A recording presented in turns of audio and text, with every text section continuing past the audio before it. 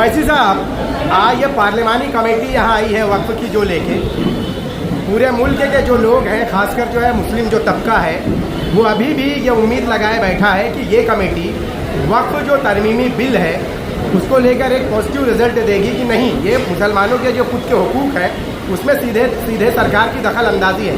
क्या लगता है कि जो सर्वे हो रहा है या जो कमेटी की मीटिंग हो रही है किस हद तक कामयाबी मिलेगी? आप खुद उस कमेटी में हैं।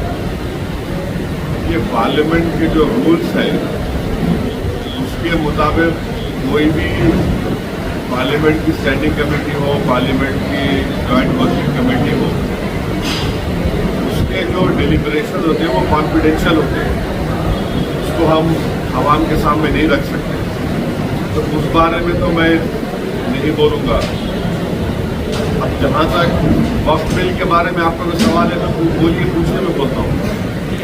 सर, वक्फ बिल में जो ये सवाल तो मेरा पूरा हुआ ही नहीं, दूसरा सवाल मैं कर रहा हूँ कि जो वजह क्या रही है कि हुकूमत को ऐसी क्या मुसलमानों की खैरख्वाही पड़ी है या उस बिल में या मुसलमानों के हुकूक के लिए सरकार को इतनी फिक्र कैसे हो गई है अचानक? तो अगर आप देखेंगे, सबसे पहली बात तो ये एक झूठा प्रोपेगेंडा बीजेपी आरएसएस ये कर रही है पूरे देश में कि वक्फ प्रॉपर्टी जो है वो एक प्राइवेट प्रॉपर्टी है। बीजेपी उसको ऐसा बता रही है कि ये गवर्नमेंट प्रॉपर्टी है, तो ये एक प्राइवेट प्रॉपर्टी नंबर 1। दूसरा एक झूठा प्रोपेगेंडा बीजेपी आरएसएस और उनके अलाइज की तरफ से किया जा रहा है कि वक्फ बोर्ड के पास देश में 9,40,000 एकड़ जमीन है। ये अफवाह फैलाई जा रही है। 9,40,000 है, इतने 32 स्टेट वक्फ बोर्ड में। अगर आप तमिलनाडु, आंध्रा, तेलंगाना और उड़ीसा के 13 हिंदू एंडोमेंट बोर्ड की प्रॉपर्टीज को ले लिए तो यहीं पर 10 लाख एकड़ जमीन हो जाती है। तो ये झूठा प्रोपेगेंडा किया जा रहा है कि आर्मी, रेलवेज के बाद वक्फ बोर्ड। भाई आप तमिलनाडु, आंध्रा, तेलंगाना और उड़ीसा में सिर्फ 13 प्रॉपर्टीज को कैग ने देखा। इन चारों को आप मिला लीजिए 10 लाख एकड़ हो जाती है। पांचवी बात यह है कि ये जैसा हिंदू धर्म में प्रॉपर्टीज दान दी जाती है वैसा ही मुस्लिम धर्म में ये दान दी गई प्रॉपर्टी है। अब उसमें गवर्नमेंट इंटरफेरेंस क्यों हो रहा है? ये आर्टिकल 26 का वायलेशन है। आर्टिकल 26 में लिखा गया कि कोई भी रिलीजियस डिनोमिनेशन अपने मजहब पे भी चल सकता और अपने जो इमूवेबल मूवेबल प्रॉपर्टीज पे उसको एडमिनिस्टर कर सकता। तो ये जो नरेंद्र मोदी की सरकार है वो वक्फ प्रॉपर्टीज को बचाने के लिए, वक्फ प्रॉपर्टीज को डेवलप करने के लिए, वक्फ प्रॉपर्टीज में एफिशिएंसी लाने के लिए ये बिल नहीं लाई है। ये बिल इसलिए लाया गया है ताकि हमेशा के लिए वक्फ बोर्ड को खत्म कर दिया जाए। इसकी मिसाल आपके सामने दे रहा हूं। 1995 एक्ट में वक्फ बाय यूजर है, यानी कोई चीज के इस्तेमाल करने की वजह से वो प्रॉपर्टी वक्फ हो जाती है। सर, नमाज हो रही है एक जगह पर, यतीम खाना है, कब्रिस्तान है। अब बीजेपी इस बिल में वक्फ बाय यूजर खत्म कर रही है। वैसे अगर आप हिंदू धर्म में देखेंगे कई एंडोमेंट बोर्ड लेंगे, वहां पर बाय यूसेज वो प्लेस रिलीजियस हो जाती है। 9 में है हिंदू धर्म के एंडोमेंट में। अब आप मेरे को बताइए, एक एग्जाम्पल दे रहा हूं। उत्तर प्रदेश में 1,21,000 रजिस्टर्ड वक्फ प्रॉपर्टीज है सुन्नी वक्फ बोर्ड में। उसमें से 1,12,000 तो वक्फ बाय यूजर है। जब वक्फ बाय यूजर खत्म हो जाएगा तो कौन सा लॉ अप्लाई होगा उसके ऊपर? ये हो गया। ये इनका ये वक्फ बोर्ड बचाने का मतलब नहीं, खींचने का मतलब है। दूसरा उसमें क्या है कि कोई 5 साल जो मुसलमान रहेगा, उसमें लिखा हुआ है प्रैक्टिसिंग मुसलमान रहेगा, वही वक्फ करेगा।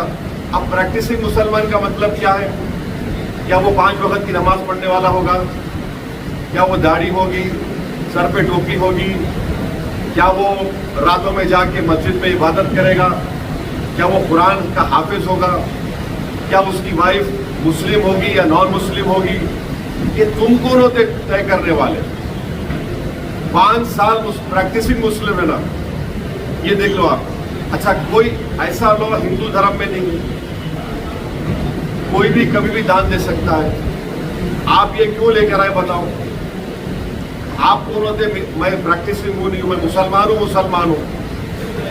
मेरे घर में जाके देखेंगे नरेंद्र मोदी, या फिर 5 साल के बाद मोदी बोलेंगे आओ बेटा तुम मुसलमान सर्टिफिकेट लेकर जाओ। हाँ, तीसरा आप उसमें देख लो, तीसरा क्या है उसमें कि ये बोला जा रहा है कि कोई भी वक्फ प्रॉपर्टी जो गवर्नमेंट के कब्जे में है उसका फैसला कलेक्टर करेगा। अब आप मेरे को बताइए, कलेक्टर खुद गवर्नमेंट का होता है, एग्जीक्यूटिव का, क्या कलेक्टर अपने मामले में जज बन सकता है क्या? ये तो प्रिंसिपल्स ऑफ नेचुरल जस्टिस के खिलाफ है। भाई आप में मेरा झगड़ा होगा तो आप जज कैसे बनेंगे? तो कलेक्टर को इख्तियार दे रहे हैं कि कलेक्टर तय करेगा। अच्छा, फिर सर्वे कमिश्नर होता है जो सर्वे करता है प्रॉपर्टीज को, ये बोल दिया कि नहीं सर्वे कमिश्नर नहीं करेगा, कलेक्टर करेगा। सर्वे कमिश्नर एक अलग होता है डिपार्टमेंट, उसको खत्म कर रहे हैं। क्यों कर रहे हैं भाई आप उसको? फिर आप ये कह रहे हैं कि स्टेट वक्फ बोर्ड, सेंट्रल वक्फ काउंसिल में वहां पर सिर्फ एक नॉन मुस्लिम मेंबर होता है, मिनिस्टर होता है, बाकी के पूरे जितने कैटेगरीज है उसमें मुसलमान होता है। आप उसको खत्म करके मेजॉरिटी नॉन मुस्लिम को मेंबर बनाना चाह रहे हैं। स्टेट वक्फ बोर्ड में पूरे मुस्लिम मेंबर्स होते हैं, उसको आप क्या कर रहे हैं? आप उसमें से कम 8 या 9 नॉन मुस्लिम को अपॉइंट करना चाह रहे हैं। स्टेट वक्फ बोर्ड में इलेक्शन होता है मुतवल्ली कैटेगरी का, एमएलए एमपी कैटेगरी का और बार काउंसिल का, आप नॉमिनेट करेंगे। अच्छा, नॉमिनेट क्यों करना चाह रहे हैं? अगर आप वक्फ बोर्ड का एक्ट देखेंगे तो वक्फ बोर्ड में आपकी प्रॉपर्टी वक्फ है, मैं उसको डायरेक्ट मैनेजमेंट में 5 साल के लिए ले सकता हूं। जब मैं अपने लोगों को नॉमिनेट कर दूंगा उसमें तो मैं डायरेक्ट मैनेजमेंट ले लूंगा, इनकी नीयत खराब है उसमें। फिर आप ये कह रहे हैं कि कोई हिंदू वक्फ नहीं कर सकता। क्यों नहीं कर सकता हिंदू वक्फ? हिंदू वक्फ कर सकता है, वो मुतवल्ली भी बन सकता है, मगर आप हिंदू वक्फ नहीं कर सकते, उसको खत्म कर रहे हैं और हिंदू को मेंबर बनाना चाह रहे हैं आप। सेंट्रल वक्फ काउंसिल लेके देयर शैल बी, शेल का मतलब मैंडेटरी अंग्रेजी में 2 मेंबर रहेंगे मिनिमम। फिर ये झूठा प्रोपेगेंडा बीजेपी की कि हम महिलाओं को बना रहे हैं, पढ़ते नहीं है। ऑलरेडी महिला का प्रोविजन है। क्या प्रोविजन है? अब ये बोल रहे हैं कि 2 बनाएंगे। अभी जो प्रोविजन है एटलीस्ट 2, यानी 2 से बढ़ सकते हैं। आप 2 कर दिए खाली उसको। वक्फ का एक ट्राइब्यूनल है, अब ट्राइब्यूनल में झूठा प्रोपेगेंडा करते हैं कि ये इसका डिसीजन फाइनल होता है। भाई एनजीटी ट्राइब्यूनल है, इनकम टैक्स का ट्राइब्यूनल है, रेलवे क्लेमेंट्स ट्राइब्यूनल है, ऐसे 14 ट्राइब्यूनल है जिनका डिसीजन फाइनल होता है। अपील नहीं कर सकते भाई। ट्राइब्यूनल के जजमेंट के बाद हाई कोर्ट में रिव्यू पिटीशन डाला जाता है। अपील करने से तो लाखों केस कोर्ट में है और रिव्यू पिटीशन में हाई कोर्ट पूरा रिकॉर्ड मंगा सकता है, तो ये वक्फ के फेवर में नहीं है। फिर इसमें आपने एक कानून लेकर आए। अभी कानून क्या है कि अगर कोई वक्फ की जायदाद को चोरी से बेचता है उसको 2 साल का रिग्रेस इम्प्रिजनमेंट, नॉन बेलेबल। अभी मोदी जी के दिमाग में ख्याल आया, क्या ख्याल आया कि तू वक्फ बोर्ड की जायदाद तू बेच दे।